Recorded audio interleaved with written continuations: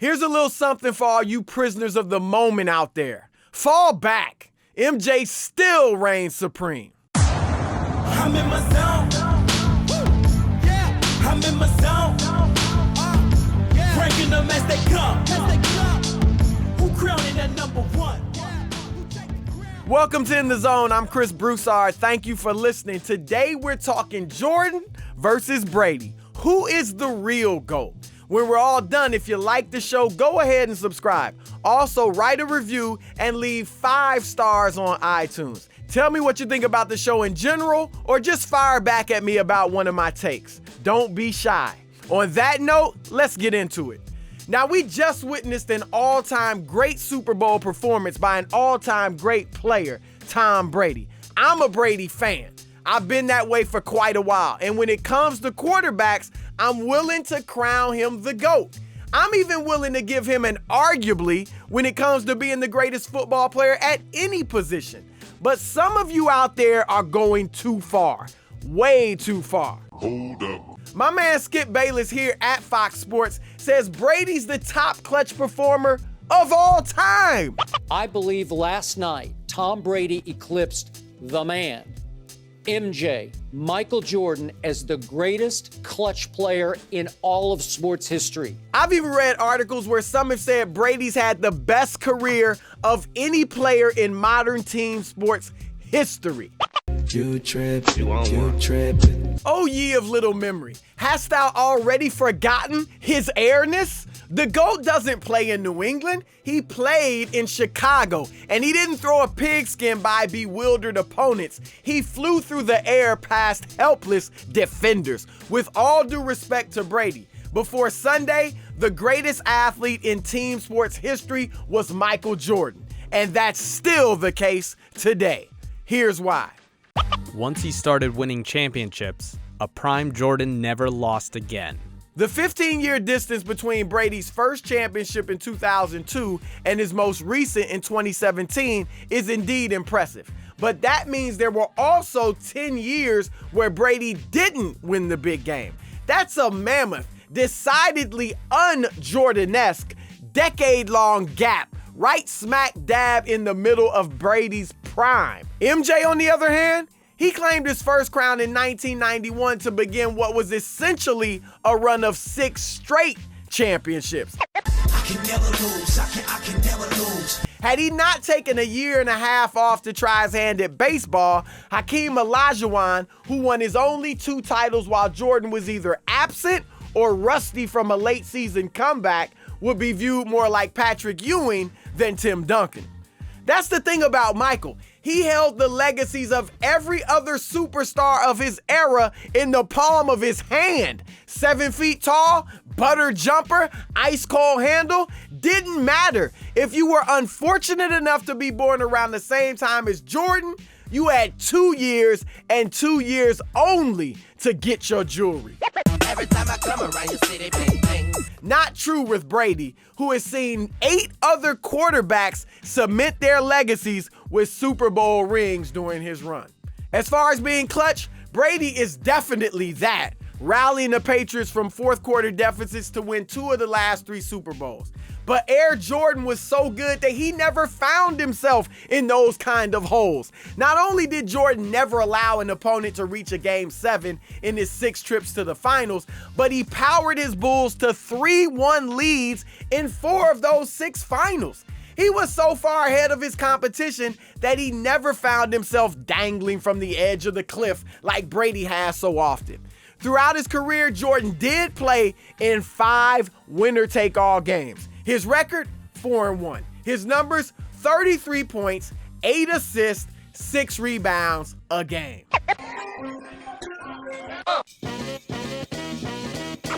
Jordan was more dominant at his sport. Jordan had a far longer and more decisive run as the world's best basketball player than Brady had as the world's best quarterback. After winning his first of 5 MVP awards in 1988, Jordan was the undisputed greatest player in the world for the next 9 full seasons that he played. Brady, it can be argued that the 2-time MVP has never definitively been the best quarterback in the league. not with Peyton Manning and Aaron Rodgers working their magic. According to the records, though, officially, Brady was first-team All-Pro twice in 16 years as a starter. It's simple mathematics. Check it out. I won't hold that against him in the GOAT rankings for quarterbacks because it's largely Brady's postseason play that gives him the nod. But Jordan was phenomenal in both the regular season and the playoffs. And once he established his dominance, no other player in the league was mentioned in the same breath as him. Jordan broke the mold twice. Jordan turned conventional wisdom on its head, not one, but 2 times. When MJ entered the NBA in 1984, no one believed you could build a dynasty around a shooting guard or an average-sized player at any position. Dynasties were the work of giants like George Mikan, Bill Russell, Kareem Abdul-Jabbar. In fact, almost every team that had won an NBA championship up to that point featured a Hall of Fame center. I wish I was a little bit taller. MJ changed all that, winning his rings with 5 nondescript centers you'd have to Google to remember. This was during arguably the greatest era of centers the game has ever seen. Olajuwon, Ewing, David Robinson, Shaquille O'Neal, and Alonzo Mourning were all young and awesome. And Jordan was going to war and winning with guys like Luke Longley. But there's more. Leading the league in scoring and winning a title was viewed as virtually impossible in 1984. Before Jordan, only 3 players had ever accomplished that feat, and 2 of them may as well have been playing with peach baskets. Joe Fulks in 1947 and George Mikan in 1949 and 1950. Besides them, only Abdul-Jabbar in 1971 had won a scoring title and a championship in the same season. Then came MJ, who led the NBA in scoring a record 10 times, including all 6 seasons in which he won a title. Since his last championship in 1998, only 1 player has done what was commonplace for Jordan, Shaq in 2000. Did you hear that? As for Brady, by playing so well and winning the Super Bowl at age 39, he's definitely defied conventional wisdom regarding Father Time. But does anything else he's done make us rethink the game the way Jordan did? I think not. Look, none of this is to slight Tom Brady, who deserves the accolades he's receiving, and quite frankly, more rings could be in his future. But fans, let's not get crazy. The fact is, we're only talking about Brady as the GOAT because of this unprecedented number of championships. In football, with Jordan, it's not just about the rings, as impressive as his collection is. The ever-reliable eye test also told us Jordan was unlike anything we'd ever seen, regardless of the sport. Check this out. Even after his first retirement in 1993, with only 9 seasons and 3 titles under his belt, articles in the New York Times and the Los Angeles Times still labeled him the GOAT. Think about that. After just 9 seasons, 3 titles, that's it. They still said he was the best player ever. Then he gave us an encore and grabbed 3 more rings. That makes Jordan's title harder to erase than even a 25-point third quarter deficit. And if you don't know, now you know. Let me take a minute and tell you about the Make Me Smarter Football podcast, hosted by my man Nick Wright and Pro Football Hall of Famer Chris Carter. This podcast is a 20-minute crash course of what's really happening in the NFL. Every Tuesday, Nick and Chris will take popular stories other media outlets are putting out there and tell you why so-called experts on other networks are getting them dead wrong. This podcast will make you think, it'll make you understand, it'll make you smarter. So subscribe to the Make Me Smarter Football podcast. 3-pointer. All right, as always, we got my man DJ Johnny John. What's up, man? What's up, man? Good. A lot of drama in the NBA, of course. Yes. So let's go with our New York Knicks. Phil or Melo? Whose side are you on? I am definitely on the side of Carmelo Anthony. Phil Jackson, he's always been viewed as professorial. almost like a savant, you know. I mean, his book Sacred Hoops, and giving players books about other topics during the season, and meditating in practice, the Zen master. Like, it was almost like he was above sports, like he was that mature. And now we're seeing him in a whole different light. And I actually think he is sullying his legacy a bit. He's never going to ruin the 11 rings that he won. But he is doing some damage to his legacy because he's acting crazy. I think he's embarrassing himself because he's a 71-year-old man, quite honestly, who's acting like a child. If one of my daughters was acting this way, I'd punish them. I mean, seriously, because he is not handling this like a man. Why in the world would you try to embarrass your best player, who, by the way, has a no trade clause? Okay, so you can't just get rid of him. He is, it appears that he's gone to the press. Charlie Rosen initially, Kevin Ding from Bleacher Report, who wrote a really strong piece against Carmelo Anthony. Both of them look like they came straight from Phil Jackson's mouth. Even if they didn't, and particularly with the Ding article, which is the most recent, you still supported it with a tweet after the article came out. So even if you didn't feed that info to Ding, you still associated yourself with what he was saying, which was very negative about Carmelo, saying he's not a winner. And then in your tweet, you say you learned your lesson that you can't change a player. You referenced Michael Graham in the 1980s, who you coached. Well, if you learned your lesson back in 1980 or in the 1980s, why in the world did you sign Carmelo Anthony in the first place? If you knew he wasn't a winner, did he put a gun to your head and say, give me the $124 million? No. Did he put a gun to your head and say, give me the no trade clause? No. You did that. Those are your mistakes if that's how you view them. So why throw Carmelo Anthony under the bus? Carmelo Anthony does not deserve this. He has been the most mature person in the entire Knicks organization throughout this whole ordeal. Can you imagine having to go out there and play or perform at any job when you know your bosses want to get rid of you? And he's still going out there and playing good basketball, still putting on the professional face when after every game and every practice, he has to face the media and answer these questions. And Phil Jackson is running from the media, has not spoken to the New York media since September. And if he's speaking to different members of the national media in the background, in the weeds, you know, and having them plant this stuff, apparently. It appears that way. So those are not the actions of a 71-year-old man who's supposed to be mature. Those are not the actions of a president of an organization who's getting paid $12 million a year. And it's not helping you with free agents in the future. Don't think other stars who like Carmelo Anthony, or maybe don't even know Carmelo Anthony personally, are looking at this situation and saying, man, is that how he's going to treat his best player? Is that how you treat a guy that's going to be a future Hall of Famer? Heck, maybe even a Kristaps Porzingis is looking at this and saying, if they could do that to Carmelo Anthony, whose career I can only hope to have, would they do that to me? I mean, this is incredibly damaging on all fronts, finally, because you obviously want to trade Carmelo. You think this is helping?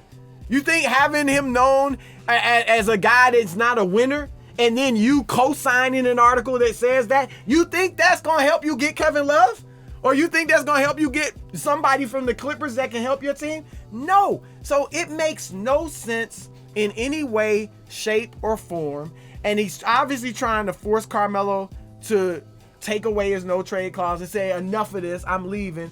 I actually think this may make Carmelo Anthony dig in even deeper and say, you ain't running me out of New York. I love it here. I came here to try to win, and that's what I'm going to do. All right. So I'm with Melo. Team Melo. I like it. Chris, you're getting heated, man. I like it. I hate immaturity, especially when you 7 decades old. Yeah, if you're going to be that guy, be that guy. Man. Yeah. All right, let's move to another front office. This is the Los Angeles Lakers. They just hired Magic Johnson to join their front office as an advisory role. Do you think this is a good move or a bad move for the Lakers? This is a great move. Okay. And obviously, Magic hasn't had a lot of front office experience, but he obviously knows the game of basketball as well as anybody, and he's a leader. That was one of his greatest attributes as a player, and that front office needs leadership. Jim Buss and Mitch Kupchak to be honest, neither of them is like a terrific leader. And that has hurt them in meetings with free agents. You know, they're kind of just their dull personality, so to speak. No offense to them, but that's not resonating with the free agents that they're meeting with. Magic Johnson, on the other hand, is personable. He's colorful. He's, you know, obviously a legend. So that's at least an advantage in these meetings with free agents. And I think he's going to give some direction to that front office. I know he's going to be hands-on because that's Magic. He's not going to do anything half-heartedly. He wouldn't put his name out there and let it be put out there if he wasn't going to be to go ahead and put his neck on the line and try to retool or revamp this franchise. So I think it's a great move. And look, they actually have some things that could work out for them. I mean, you're losing games, but I think that's good for them because you're going to likely keep your top 3 pick. And it's a great draft, especially for guards. And so if you get the right guy in there, and you team him with some of these young guys, at the very least you have pieces that you might be able to turn into a star. And so I think that getting Magic in there was a terrific move. Cool. All right, last question on Russell Westbrook and his legacy. What do you think would have been better for his legacy? If Durant had stayed and those two had won a championship together? Okay. Or just one. Okay. Let's go just one. Or him flying solo, being the man and averaging a triple-double for a whole season. So what's better for his legacy? That's a great question. Look, today everybody emphasizes rings, right? And championships. And that certainly validates a career. I mean, there's no question. If you win a championship, it puts you on another level. But a triple-double? Only one other player in history has done that, Oscar Robertson, of course. So I got to be honest, and I know I might take flack and heat over this, but I actually think he'll be remembered more for averaging a triple-double. You know, he's going to be a Hall of Fame player. We know that. And maybe if you had said if you won 2 or 3 rings with Durant, maybe it's different because that even puts you on a higher level. But the triple-double, man, I think I take the triple-double. Right. That is, Jordan never averaged a triple-double. LeBron's never averaged a triple-double. All these great players, these great wing players we've had, Jason Kidd, others that even filled up the box score, none of them ever averaged a triple-double. Magic Johnson, never a triple-double, and he was 6'9". Yeah. So this would be an incredible feat for Westbrook, and I think his name would be on people's lips for decades and generations to come. Yeah, I mean, for younger people, that's how they remember the Big O. Yeah, because exactly. of the triple-double. Exactly. He only won 1 championship. Yeah. And they don't say, oh, he won a championship. People don't even really think about that. They think about the triple-double. Yeah. That's a great point. All right. Thanks, Chris. All right, my man. Appreciate it. All right, time to wrap it up and run it back. The GOAT doesn't play in New England. He played in Chicago. He was so far ahead of his competition that he never found himself dangling from the edge of the cliff like Brady has so often. Jordan was the undisputed greatest player in the world for the next 9 full seasons that he played. Then he gave us an encore and grabbed 3 more rings. And once he established his dominance, no other player in the league was mentioned in the same breath as him. Game blouses. That's it for this week's show. Please remember to subscribe to us on iTunes and SoundCloud. Give us 5 stars and leave a nice comment. Make sure you also catch me live on my nationally syndicated radio show along with my co-host Brian Noe on Fox Sports Radio every Saturday, 8 to 11 p.m. Eastern. We'll be reacting to live games and covering all of the major stories in sports. See you next week. Peace. I'm in my zone.